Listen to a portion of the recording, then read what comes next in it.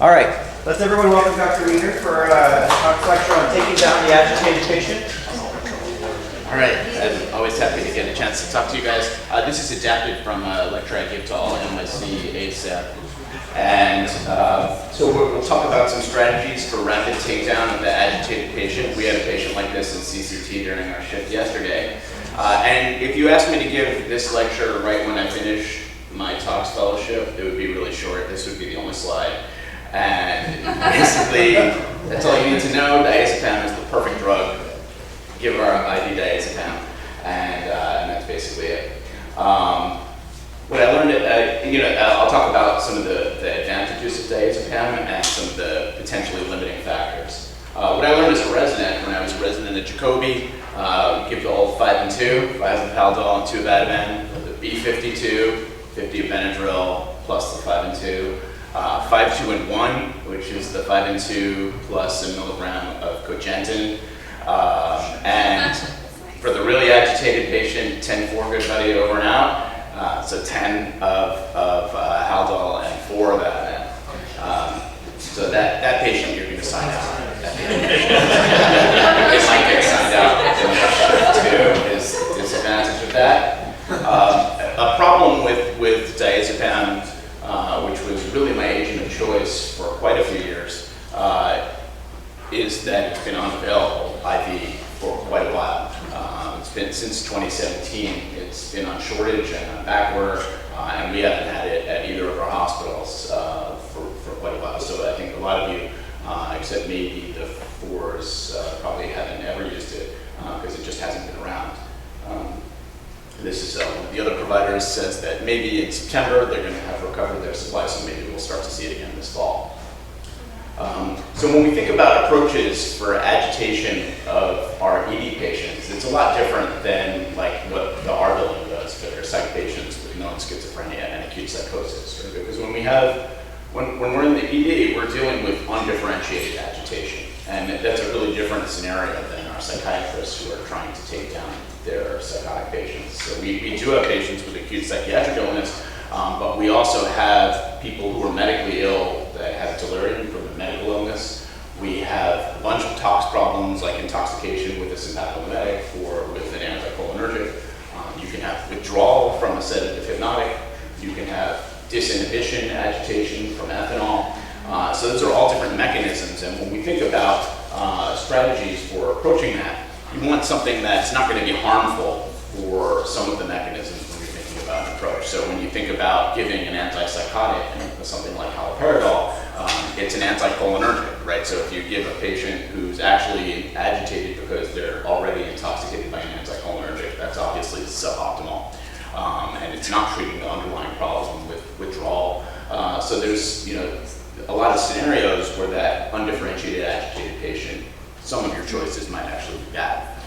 Whereas if you give a benzodiazepine, there's really no scenario here where it's contraindicated. Maybe you might be a little bit worried with the patient who's agitated from ethanol that you might have some synergy with the benzodiazepine, but in general, that's not a big problem. One of the other things that we encounter a lot is patients get brought in by the police, and they're brought in these wraps. I saw this a lot more while I was at Bellevue during my Fox fellowship. So they'll have an agitated patient, the police will wrap them up in this thing and they'll bring them to the ER that way. And the problem with this is, especially in the upcoming months when it gets really hot outside, that's a big problem. Agitation in hot weather is potentially disastrous. And this is an interesting study from New York City Medical Examiner's Office, Dr. Mirza, looking at cocaine deaths in New York City by ambient temperature on that day. And so if you look for most temperatures, the temperatures on the x-axis here and the number of deaths per day is on the y-axis. For most temperatures, there's about 1 death a day somewhere in New York City related to cocaine. And as the temperature starts to get to 89 degrees, you'll notice there's an inflection point and you start to have more and more cocaine deaths for every degree above 89 degrees that it gets outside. And they tend to be hyperthermic deaths. So just picture this patient lying outside when it's 100 degrees out, wrapped up in this thing, agitated, thrashing around in this plastic device, right? That's really not good. So when you get the patient in the ER who's in one of those things, you want to try to get them out as quickly as you can. So first of all, you need to access an extremity to be able to give them any medication, which is going to be your primary approach to getting control of these patients. And you want to start to let them dissipate some of that heat, because that heat is potentially a killer in these agitated patients. And again, in hyperthermic patients, giving an anticholinergic, like an antipsychotic, like haloperidol, is going to be suboptimal. You're taking away their ability to sweat, which helps them dissipate heat, and that's obviously not ideal. Benzodiazepines are going to be much better. Another thing that we think about in this setting is rhabdomyolysis. And when you have patients that are restrained like that physically, who are thrashing around, that's going to exacerbate the situation. So just yet another reason that when you see one of these patients, one of your priorities is going to be to try to get them out of those devices as soon as possible, get them calmed down, so that they're not contributing to that rhabdomyolysis. So, benzos are great for this. They deal with the underlying problem in withdrawal. They are safe in basically every situation, and it's usually my go-to drug. We'll talk about other options, but we'll talk about benzos first. And one of the questions is which benzodiazepine? And the ones that we most commonly are going to use, in these kinds of patients, we're going to want to use something parenteral. And so we have diazepam, lorazepam, and midazolam. A lot of people reach for Ativan. It's like in all those 5 and 2 and 10 and 4 combinations. And the problem with lorazepam is that it has a really long time to onset. You're looking at 15 to 20 minutes. Even IV, it takes a while.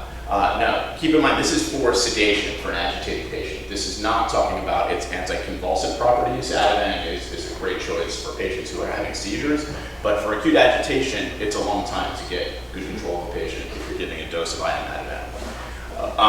Diazepam is really quick.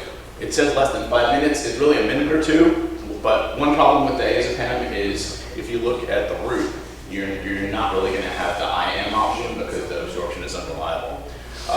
Midazolam is really rapid onset, and you can use it IM, so it has advantages in both of those. So that you want rapid onset, which makes lorazepam not ideal, and having that IM option is definitely an advantage when you're looking at midazolam versus diazepam.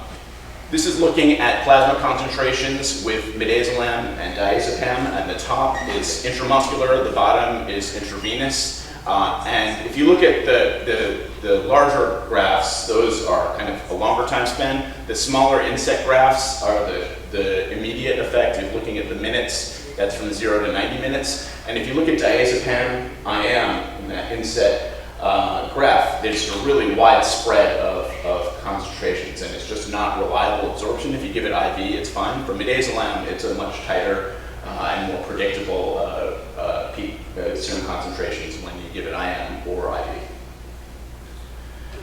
So IV is a problem in these patients. We get that county rodeo situation where you're trying to get control of the patient and you need one person for each of them or something to try to get control. And obviously trying to put an IV into an agitated patient is difficult.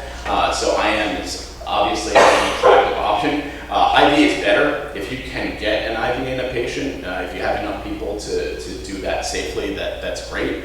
And when I was training and using diazepam for sedation all the time, that's what we did. We just get a whole bunch of hospital police and get the person pinned down, put in an IV, and give them diazepam, and it works so quickly and it lasts quite a while. So it has a good profile there, but that's not optimal in the patient that you can't really safely get them pinned down enough to get a good IV. Let's look at some actual data on head-to-head comparisons for some of these agents. This is a study by Nobe. It was a prospective double-blinded randomized trial comparing midazolam, lorazepam, and haloperidol, which are 3 common agents that are used in this scenario.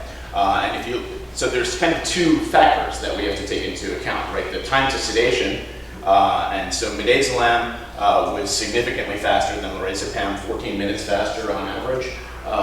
In this study, it was faster than haloperidol, about 10 minutes faster on average, and haloperidol was a little bit better than lorazepam. But then you have to look at the time to arousal also, and midazolam is much quicker for the patient to wake up. which is an advantage, right? If you want to, like when I have a patient who's agitated, I want to be able to get my evaluation done, examine them, get some labs off, get them to head CT maybe. But you don't want them to still be agitated 8 hours later and you're signing them out, right? So you want them to wake up eventually so that you can reassess them and maybe try to discharge them if everything's negative. So the shorter time to arousal is actually an advantage of midazolam, significantly shorter, more than 2 hours quicker than lorazepam, and about an hour quicker than haloperidol. This is for the IM route. So Nobe's conclusion was that midazolam was superior to both haloperidol and lorazepam for violent and severely agitated patients, both with respect to time to sedation and time to arousal. It's a better drug for those. So sometimes we have to think about special populations, and you've heard of the paradoxical effect of benzos in children. You get the kid who gets a dose of a benzodiazepine and becomes more agitated, right? So that's kind of a disinhibition effect. It's kind of the same way that alcohol can make people agitated, it's disinhibition. And sometimes you'll see people who get a kid like that and they'll give an additional dose of benzodiazepine to try to sedate them further, and that's probably not the best approach. Einstein said insanity is doing the same thing over and over again and expecting different results. This is one time. Normally, in most adults, if you give a dose of benzodiazepines and they're not as sedated as you want, you just escalate your dose. But in a kid who gets a paradoxical reaction, try a different option. And actually, the paradoxical reactions to benzos reverse with flumazenol, which is kind of interesting. So is a paradoxical effect also in elderly as well? Absolutely. So your elderly patient can also have agitation as a paradoxical effect. So when you get the ICU psychosis, the sundowning elderly patient, they're usually not so wildly agitated like our younger patients that we tend to get in the summer months. And it's not quite as difficult to get control of them, but that patient more likely to give an antipsychotic. So a low dose of haloperidol will probably be a good choice for that patient because there is an element of primary psychosis that's involved there, and it's a different situation from the completely undifferentiated agitated patient. So let's look at antipsychotics, and there are a number of them that have been used for sedation in this setting. So droperidol was a favorite of ER docs. And it pretty much gone away for a while, though it's starting to reappear in some places. Haloperidol, olanzapine, ziprasidone, and aripiprazole are all things that are potentially used. Droperidol was actually originally marketed as an antiemetic. It got used for headaches, but it's quite sedating, and most of its use was not as an antiemetic. Most of its use was for sedation. And then it got a black box warning. Anybody know why? Yeah, it's a QT drug. And so we have tons of QT drugs. It's not quite clear why this one got the black box warning, but people became afraid to use it, and it kind of disappeared from most hospital formularies around that time. So this is the black box warning. It says it causes QT prolongation and THORAZINE. So remember that when you have QT prolongation, that you're interfering with potassium rectifying current in phase 1 in your cardiac action potential. It prolongs the ST part of your QT. And then if you get an early after-depolarization, you can have R on T and precipitate THORAZINE. So, the question is, do you want to get a screening EKG before you give this drug to somebody? And if they're able to be still enough for a screening EKG, do they really need that sedation? So that's really the problem here, right? A lot of people point out that this drug has a long record of safe use, and there's been a lot of editorials that talking about that the fears of using droperidol are overblown. But I really think that when you're balancing risks and benefits, when there's a completely safe alternative, which is benzodiazepines, that doesn't do this, then why would you accept a risk like the potential for THORAZINE in these patients when it's not realistic that you would ever really get a screening EKG before you're going to give the drug? So haloperidol has also the possibility that it can prolong QT. It's also a QT drug. It also lowers the seizure threshold, so not an optimal drug in patients who might be in alcohol withdrawal or other types of sedative hypnotic withdrawal. Right? That's another potential downside. It's anticholinergic, so patients who were agitated because they took an overdose of an anticholinergic drug, then this is potentially going to exacerbate the situation. And of all the antipsychotic drugs out there, it has the highest risk of NMS. Not something that we see commonly, but it is something to consider. And it also has a black box, both for dementia, causing increasing mortality in elderly patients. That's a kind of newer concern, but it also has the QT prolongation issue. So when do we think about Haldol? Smart people I know, like Bob Hoffman, likes to use Haldol a lot for agitated drunks because you don't have to worry about the respiratory depression potential with synergy between benzodiazepines and alcohol. So that's maybe one reason to think about it. But the con in that situation is that a lot of those patients are going to have hypomagnesemia and hypokalemia, a lot of your alcoholics, and might have prolonged QT. And again, you're going to have that issue. You're not getting a screening EKG in these patients before you're going to give your dose. These patients potentially, when you think about in the Nobe study that I showed you before, showing that Midazolam was superior to THORAZINE and haloperidol, there were 2 patients that had adverse effects, and both of those in that study were in the haloperidol group. So it was hypotension and apnea. So we have our atypical antipsychotics, which have a lot of popularity. I think on the medical floors they use them a lot, and certainly in the psychiatric setting they're used a lot. So olanzapine, ziprasidone, and aripiprazole are the common ones. Some of these come in a sublingual formulation, so there's a bunch of options here. Zyprexa has synergy with other CNS suppressants, so it has also the possibility to cause some respiratory depression, and there are fatalities reported. It also is pretty significantly anticholinergic, so it has that same downside as haloperidol. Ziprasidone is another QT drug, probably the most QT prolongation among all the atypicals, so that's a potential downside to that one. Aripiprazole, I think, is not available in our institution because it's quite expensive compared to other options. Otherwise, it might be something that you consider. It's also a QT drug. And really, their only medical indication is for exacerbations of primary psychiatric disease. They're not really studied in the setting of undifferentiated agitation in the ED setting.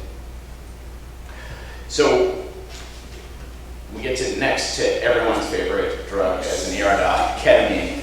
And so it's kind of like the duct tape of ER that we want to use for everything. But you know, there are definitely some advantages to ketamine in agitated patients. It works really rapidly. Even when you give it IM, it works quite rapidly. It doesn't tend to cause respiratory depression. It doesn't cause hypotension. So definitely a lot of features that make it something that you would want to consider. But there are some cons. It can cause laryngospasm, and if you don't have an IV, that's going to be a little bit scary to deal with when you're thinking about trying to intubate a patient without an IV. There's not a reversal agent, and it's a sympathomimetic, indirect sympathomimetic. It causes inhibition of reuptake of catecholamines. So if the primary problem is somebody's using cocaine or some other sympathomimetic, you're actually exacerbating that. Even though you can get control of the patient, they're still going to have more hypertension, more tachycardia, and all of the ramifications of that physiologically. And then we have the emergence reaction. So there are a whole bunch of studies looking at this, and most of them are retrospective and not that great. There's a ton of different retrospective studies, and pretty much all of them comparing ketamine to everything else. Ketamine is a little bit faster for onset of sedation. So it actually is a little bit faster than midazolam, so that's definitely an advantage of it. But most of the studies show an increase in intubation. There's one exception. One of the Australian studies actually showed a lower incidence of intubation when given pre-hospital compared to the alternatives, and it may be some difference in practice patterns in Australia. There's a couple of prospective studies. Both of them are done by Cole in Minnesota. So this one, they did this prospective study comparing haloperidol IM versus midazolam, I believe, in this one. And so this is the results here. The ketamine was more rapid, on average 5 versus 17 minutes, although 17 minutes seems pretty long for midazolam. I'm kind of surprised that it took that long. A lot more adverse effects with ketamine, 49% versus 5%, including a significantly higher intubation rate, 39% versus 4%. The doses used in this study were 3 to 5 mg per kg IM, and most of the intubations were at the higher end of that, and some of them were closer to 6 because of estimations of weight.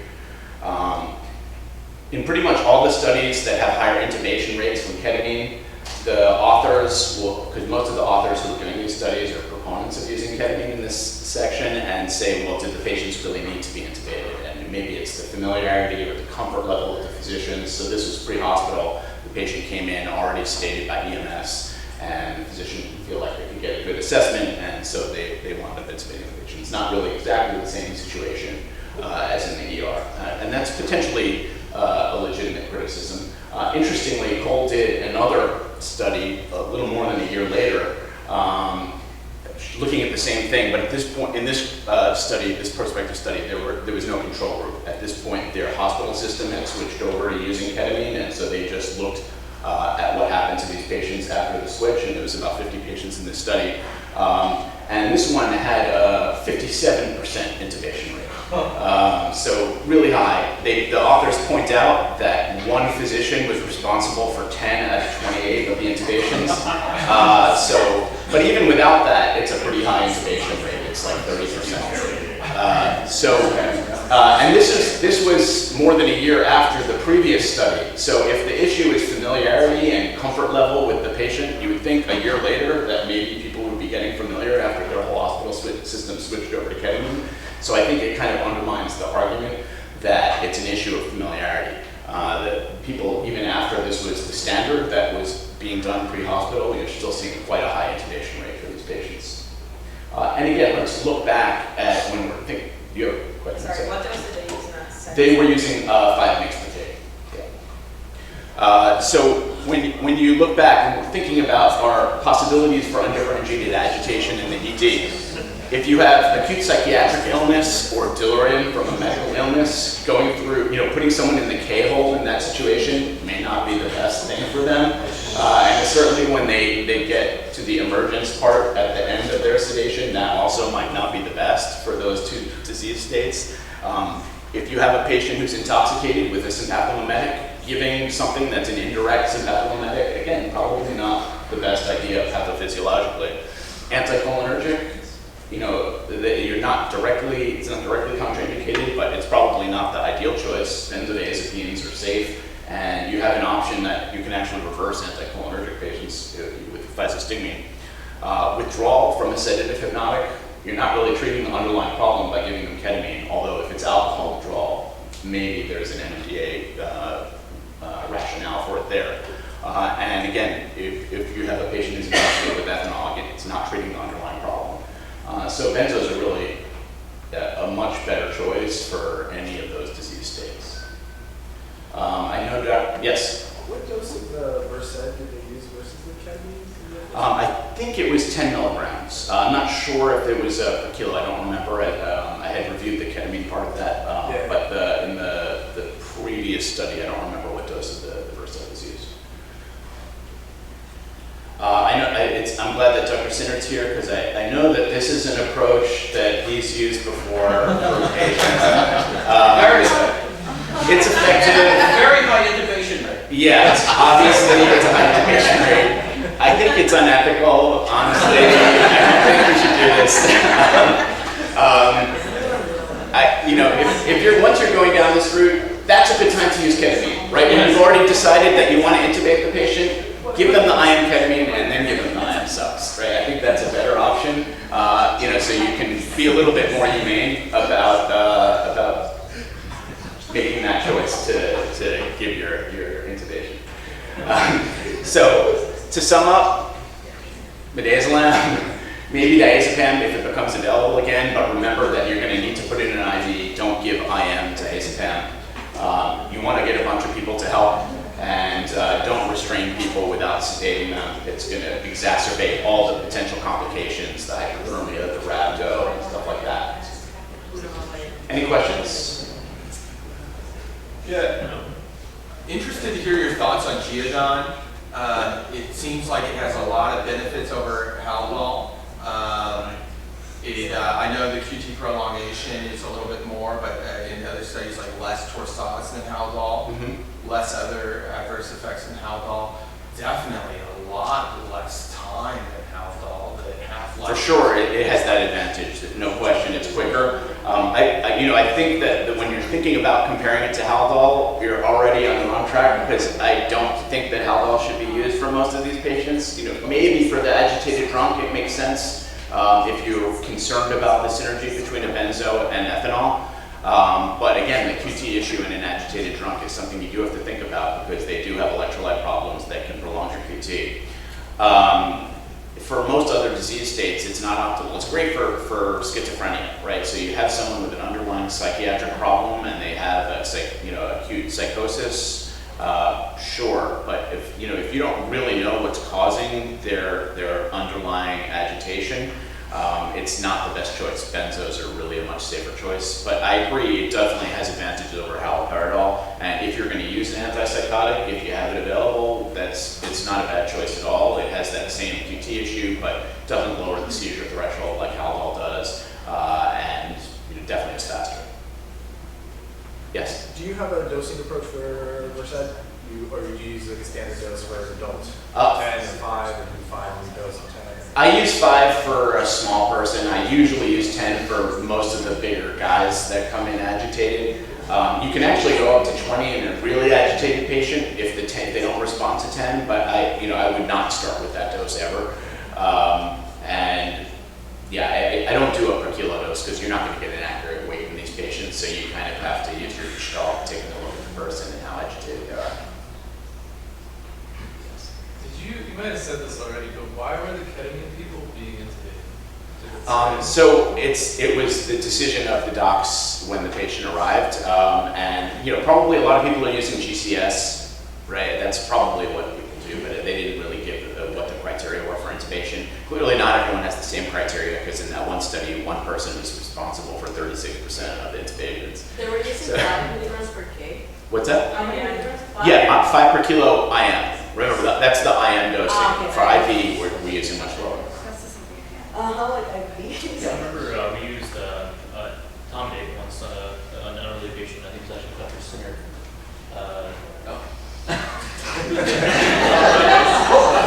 That's good stuff. It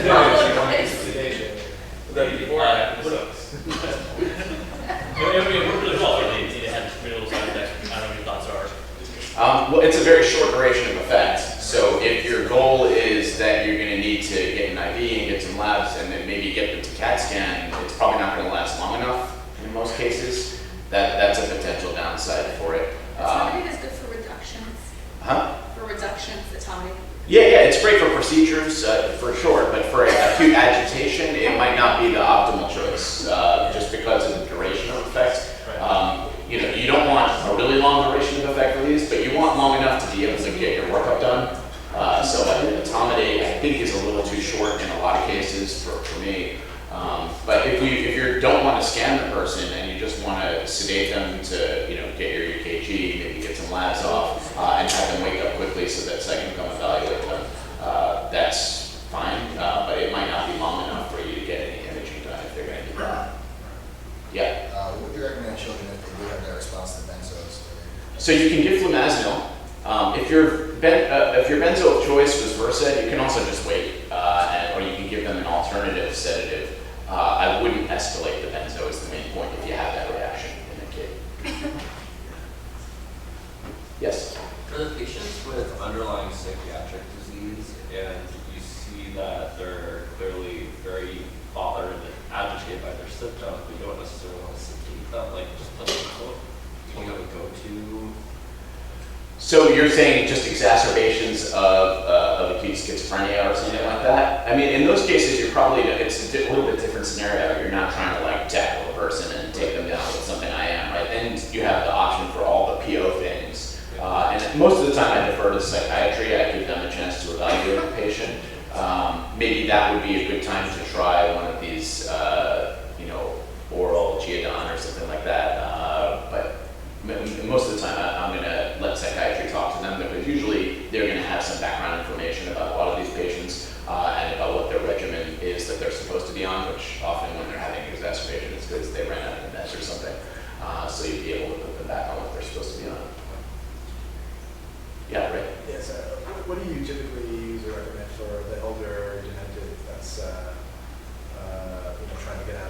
Just sundowning? Yes. I usually give 2.5 of alcohol to start. Yeah, just like the low dose to try to quiet that sundowning. Which is different. Any other questions?